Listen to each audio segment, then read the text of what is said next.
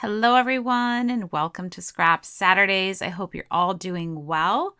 Yep, I'm on a roll. I love this kit. I say that about everything, but today I'm going to be using the faux Burberry background paper. So I really wanted it to be like the best picture of, or one of the best. These are my two favorite. These were printed out at a 5x7 size because I usually buy these wooden frames from my local dollar store and then I alter the frames. And you've seen that. I have that on my YouTube channel. So if you go back to like 2-3 years ago, you'll see, I think it's this exact photo too, or maybe it's the kissing one in black and white. But yeah, I just love this kind of like memory lane. I don't know. It's so nostalgic to me. It feels like it's been 20 years since these pictures were taken, but it hasn't. It's only been like 5 or 6. And like I said before, the colors just perfectly, just totally go with the whole, autumn feel, which makes me feel better because sometimes, like if I can say, which I shouldn't say for both, but it's just like the December daily that's coming up between both of these, right? Which I have to work on today. It's like sometimes you're forcing yourself to take pictures. I don't know if you ever felt that way, where you're kind of like, well, I don't have anything that truly matches a themed. So that's why I don't really gravitate towards themed kits too much. I love summertime stuff and I can totally get away with, pictures of the outdoors and vacations and swimming and stuff like that. But when it's too themed, that's when I have to pause because then it creates a roadblock because I'll have a whole bunch of photographs and not know what to do with it. Whereas this, box has been sitting there and it's literally labeled 2012, 2013, and it's full of photographs. I actually found a whole other bunch that I think I should do as well, like Gabriella's birthday party at the cottage and stuff like that. So it just fired me up and gave me more ideas with, starting off with an album and moving forward. So yeah, I really like the way that these pictures were sort of like held for this. And so at the beginning of this video, I put up a quote, and the quote says, "I didn't need you to fix me. I needed you to love me while I fix myself." And I know in my other video that I was talking about, and then you also, got to hear Alan speak a little bit, and I've touched upon a few sensitive topics, with depression, and not just with my mom's depression. And, I've talked about body weight with my hip kits and putting my picture of what I look like now and what does it look like in a bathing suit.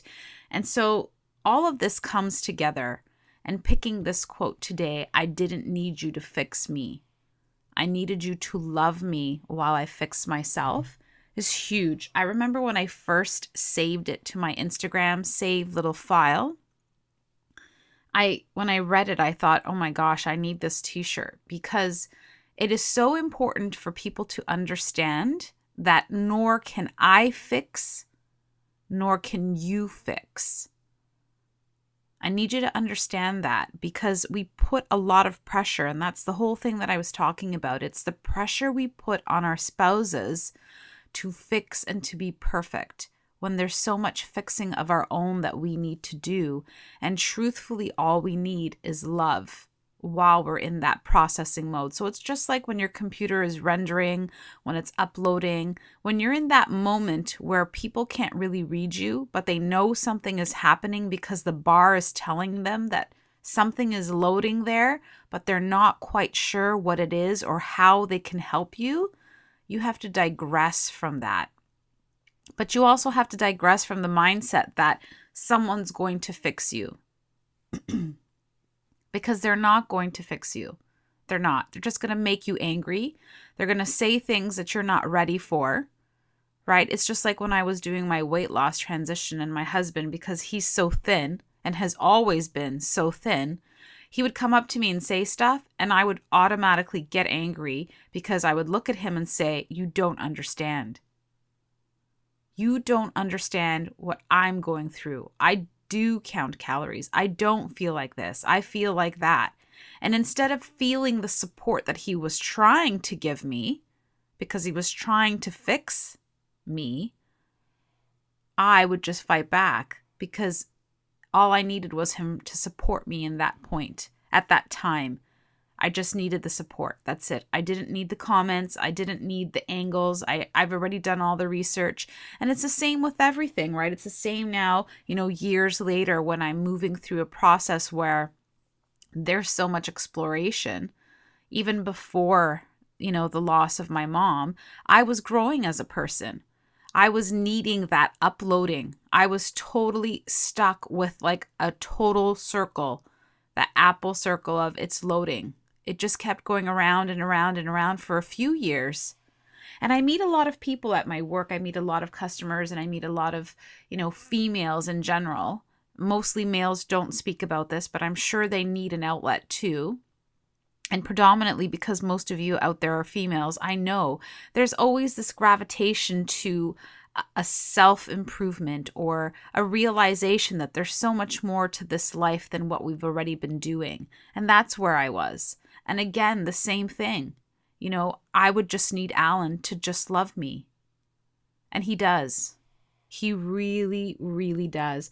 Probably one of my favorite things about him. But again, I'm very vocal. It's not like he automatically understood that. It was like the same argument we had. And I remember we were in the kitchen and he was trying to give me really good advice.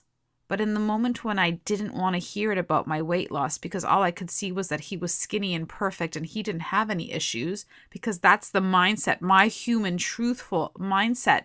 That's how I looked at him. I had to say, Alan, I don't want to hear what you have to say. Not because it's not valid. It's because it's not going to go in. There's nothing else you can do. My screen is stuck on loading right now. And right now, I don't know what you're saying. Because it's frozen. I'm frozen. I'm frozen in this moment of uploading something that I have no idea what the end result is going to be. So same thing with my parents and same thing with my childhood, and realizing that who I had become and what I had become and how I was living my life and how I'm moving now. Like now, as we speak, today I'm growing. Today I'm moving forward. Today, I'm doing something completely different than I did yesterday. Because now that I've passed that uploading stage, now that I've passed the stage of understanding that I cannot be fixed by other people, that I have to fix myself one baby step every day, one choice at a time every single day to be the best version of whatever this is for myself, then I allow for the love to come in. Then I understand that all I need from Alan is love. I know you think I'm hokey, you think I'm crazy. I understand all of it. I get it. It's so crazy because the other day we went to Starbucks and I don't drink coffee. I sometimes have a tea or two here and there. And Alan came out of Starbucks and he bought me this Starbucks mug that has the word love all over it. I don't know if you've seen it. It's the ceramic mugs. And it has love in all different tones and colors and all different fonts. And he's like, babe, I had to buy this mug because this is all you talk about. All you talk about is love. And I was so happy because finally the practice of what I'm doing is translating. The repetitiveness of me saying love, love, love now broke through to my family. My family, including my kids and my husband, are starting to understand it. And that is the first step towards change. The first step towards change. Because something dramatic happened to me, right? Something really dramatic happened to me in my life. And I have to accept the reality of that. And so I had two choices. And I've told you this before. I could either curl up in a ball or I can start to change slowly. And by starting to change slowly, the process hurts more because I'm feeling very vulnerable. Just sitting here and talking to you guys is very brave because nobody talks about love. Nobody wants to talk about lovey-dovey things because you've got laundry and grocery and better things to do. I know. But that's exactly why we get stuck on that overload. That's why we can't upload anymore. That's why we push back, because then when we break, we look at people and we're like, you don't do this. You don't do this for me. You are not this and you are not like that. and we start blaming each other when really that person, again, cannot fix you. They cannot fix the overload. It completely comes from you. And you really need to understand this message.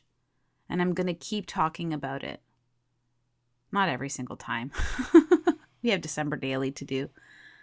But I'm passionate about it. I really am. I want you to be, inspired by these words. I want you to know that you're not alone in these feelings. And I want you to understand that you have to take responsibility for the life you choose to live. And when you see these pictures of myself and Alan, you have to understand that I purposely stopped him here in this pathway. And I wrote, one of my favorite photographs. This is one where we posed for over 10 minutes just to get enough background. And we went for it. And we have been back to Blue Mountain a few more times after this. And every time we get to this spot, we smile because we took the time to create a memory. Yeah, just for us, where now it's a spot, our spot. Remember where we took those beautiful selfies, kissing, happy, and the wind was blowing, and it was a challenge at the time to pose and hit the button with your other hand.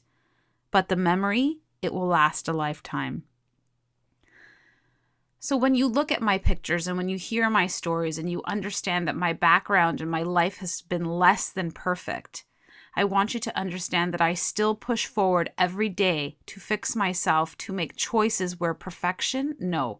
Normalcy, maybe, but my joy, my happy, my form of perfect, my expression of whatever it is, whether it translates to yours will be different, and you have to grasp that too. Because I know looking at pictures, you might think everything is perfect, but I've explained to you that it hasn't been. But it can be, and memories and change is created out of force and perseverance. Things don't magically come to you. I am truly blessed, but I am not lucky. There's a huge difference. I'm blessed because God put all of these beautiful things in my path. I am not lucky. I am smart because I chose these things. Please understand what I'm saying. You must choose the life that you want to live. You need to make responsible choices for your joy and your well-being and your love and your blessed gifts that are in front of you. Your beautiful children, your family members, everything. Your craft room, your paper crafts.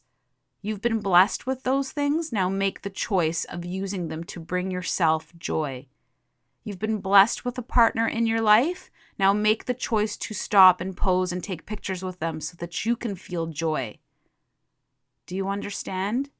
I want you to understand, because I wish for nothing more than for everyone to know that the next time you look at a picture of anybody together, anybody in love, that they took the time, they made the choice to stop and take that picture on purpose, and they created a memory. So just remember, I didn't need you to fix me. I needed you to love me while I fix myself. And I know that sometimes Alan does watch my videos, and I have to say thank you so much, Alan, for all the support and love that you've given me in the past years while I upload this new form of life that I choose to live for the next 40 years. If God blesses me with those years, I will not take one for granted. And I know this is December and we're moving through a beautiful, blessed season. Take time for yourselves, my friends. Make time for you. You are so precious. All of you, so precious to this world. You came from love.